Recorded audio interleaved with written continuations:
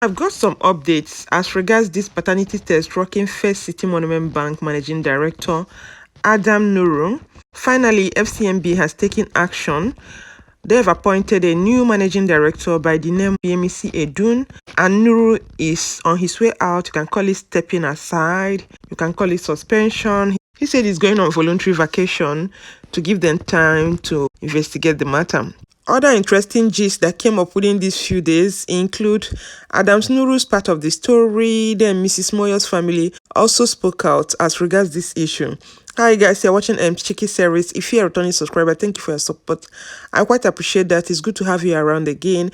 And if you're new to this channel, thank you for clicking on this video. Make yourself comfortable as we get right into the gist.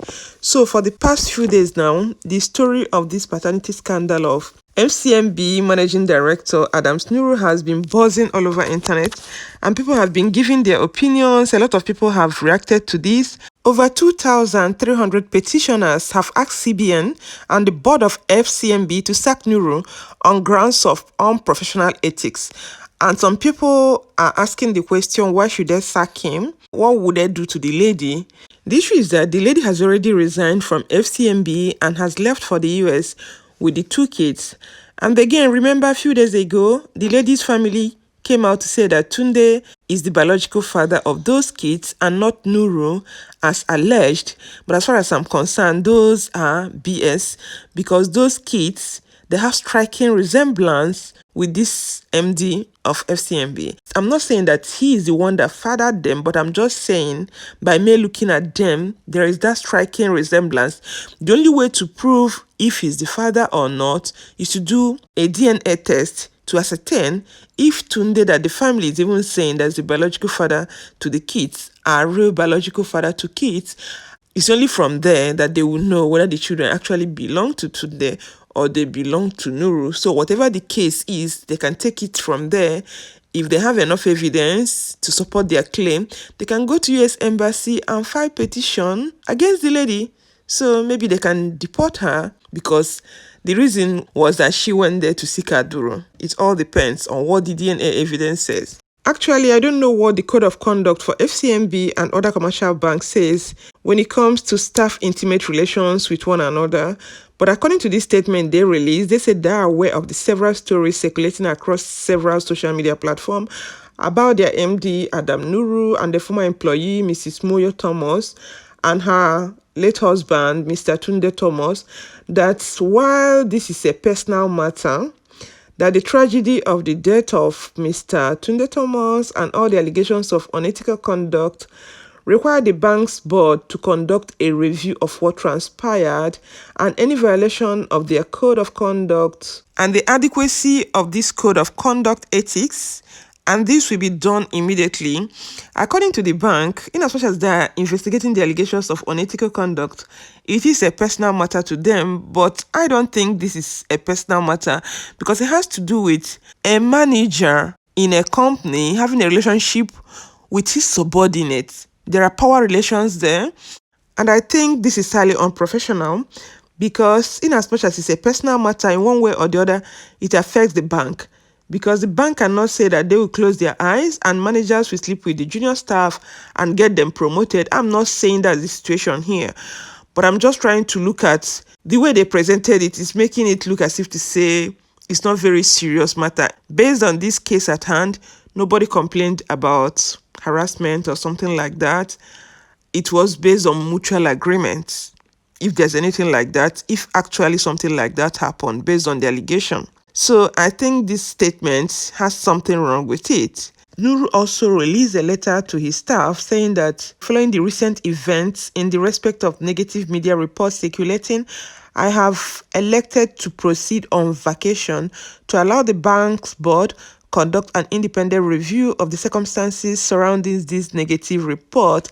This is important to protect the integrity of the process as well as our brand, which is of utmost importance to us all. I urge you to please continue to put in your best so that we can achieve the objective we have set for the year. Best regards, Adam Nuru. So this was the message he sent to the staff before embarking on his vacation, according to him, which it seems likely that he might not come back to that office again. But before then, he has already reacted to this allegation, saying that the story is fabricated and fake, urging the general public to disregard it in its entirety. He said that other than circulating rumors, the petitioners offer no iota of fact on the matter. Inasmuch as the writer and the publisher of the article remains anonymous, he will enjoin us to maintain the story as fake news. That is, stop spreading the rumors. And if anyone is truly concerned or have information, such should take legal and proper approach.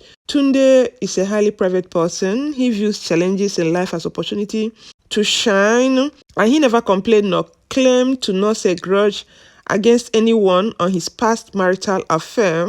But Tunde would not have taken kindly to this publication if not for that. And he also said that he is a good friend to Tunde. They talk, wine, dine together often within the last 20 years.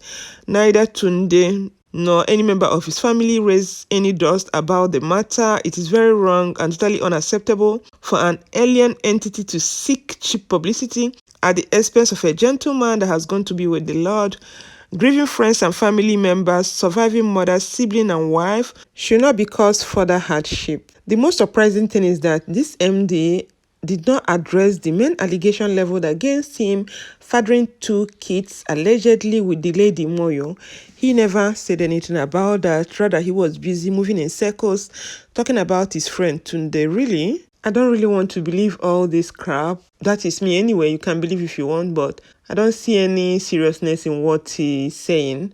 Because if this guy is really your friend, I don't think such an allegation will be coming up after his death. If they are really, really close, the way he's narrating it, I don't think something of this nature will come up. But anyway, even Moyo's family released a statement saying that the 2 children was fathered by Tunde and not the FCMB managing director, Adam Nuru. They said that Moyo did not tell her husband that the children are not his. And the statement said that, like any marriages, there were differences between Moyo and Tunde leading to their separation and eventual relocation of Moyo to the US in December 2017, that it is important to note that the divorce process was never thought of or initiated by Moyo, and to the best of their knowledge, no divorce papers were ever served to Moyo.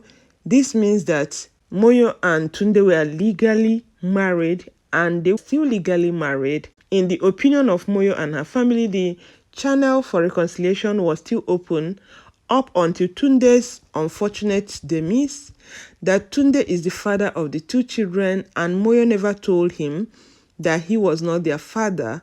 Moyo and Tunde clearly worked to ensure the differences they had did not affect the relationship they respectively have with the 2 children, that Tunde continued to pay a visit to the US and also visit the children. In June 2018, he met with them, interacted with them, and that was after he recovered from the stroke he had earlier that year.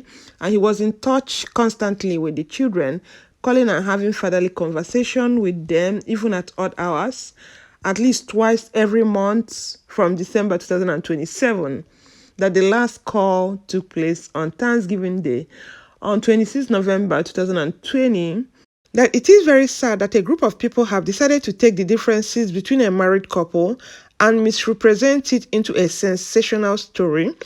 That Tunde obviously was doing very well at his job and was in another relationship with a lady who was pregnant before his death.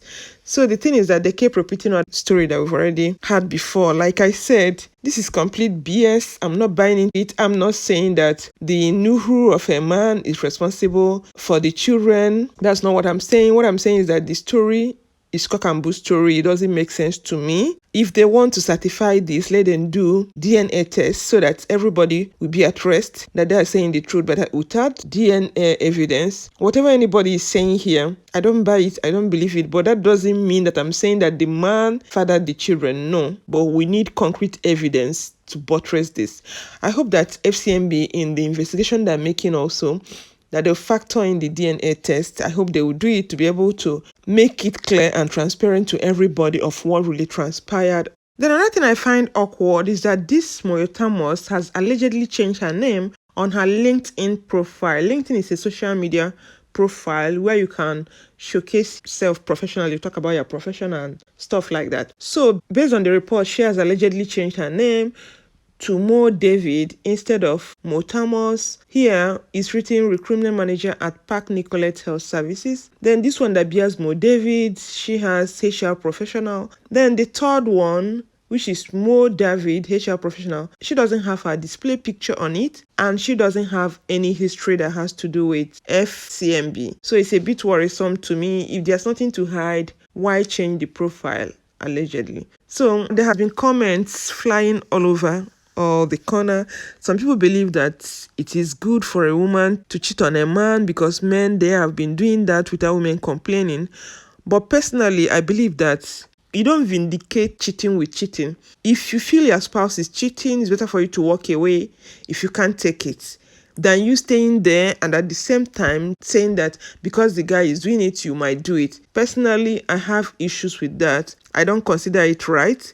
If you know you cannot tolerate cheating, if your partner is cheating, you walk away. You can call me whatever you like, but that's the way I see it. If you know you cannot tolerate cheating, then you find your way. You can't live in that same house and be going to follow other men saying that because your spouse is cheating, then you have to vindicate, you have to retaliate by cheating with other men. I don't consider that right. And there are some people that believe that men have brought in children that do not belong to women, that they got outside wedlock. And if a woman should tolerate that, then the man will also tolerate a woman who is cheating. All of them, I don't consider them right. So you can do whatever you want, but I don't think that's the right way to go about this, because this paternity scandal is what that has come to stay. It's like, it's common right now. Most people have seen, or most women I've spoken to, they will say if the man is cheating, they will cheat back. That's not the best way to go about it. So I think the best thing to do, if you cannot take it, then you leave. Then there are other people that believe that some tribe, they accept it once they pay a bride price, that even when you bring a child outside wedlock, that the man will take it. I don't know how truthful that is, because I don't know any man in his right senses that will know that a woman is cheating, and because he's paid bride price, then you bring in a child from another man, he will accept it. Maybe the law courts in Nigeria accept that. I don't know what the legal system is as regards that in Nigeria. But traditionally, people are saying that Igbo people, once they pay bride price, I will shock you that Igbo people also return bride price if you don't know. So if you think you can be sleeping with one man or the other, and your husband will keep quiet, that he will not say anything, you're only making fool of yourself, because the man will return your bride price. Because if that's the binding force, then some places where they don't talk might be a man who is impotent, who cannot pregnant a woman. Then they might leave the woman to be moving from one man to the other. Then when you bring back the child, the man will accept it based on mutual agreement, not that you just go on your own and do it. If you have that mutual agreement, then the man might accept it based on what you people agreed. Then for women that lost their husband, because of the bride price that they didn't send back to the woman's family, they can still stay in their late husband's home and still procreate. Then the family will accept the child. But apart from that, I don't think there's any other man in his right senses that the wife will go and bring in a child out of wedlock and the man will accept the child. I don't know. If you know, you leave the comment in the comment section below, because I've seen a lot of people who are analyzing this, saying that in Igbo culture, once you pay bride price, any child that comes in, that they will accept it. It doesn't work that way. There are certain conditions that will be met before such a thing will happen. Otherwise, they will bundle you and those children out of their family. Like I said, I don't know what Nigerian legal system said about it. I saw one lawyer talking, saying that once you are married, you are legally married, and you are still in that marriage with the man, whichever child that you bring into that marriage will be accepted because you are still living with the man. So that one, I don't know. I can't talk much about that one. I would like people who are lawyers, who knows the legal system, what legal system in Nigeria says, to leave comment below for me.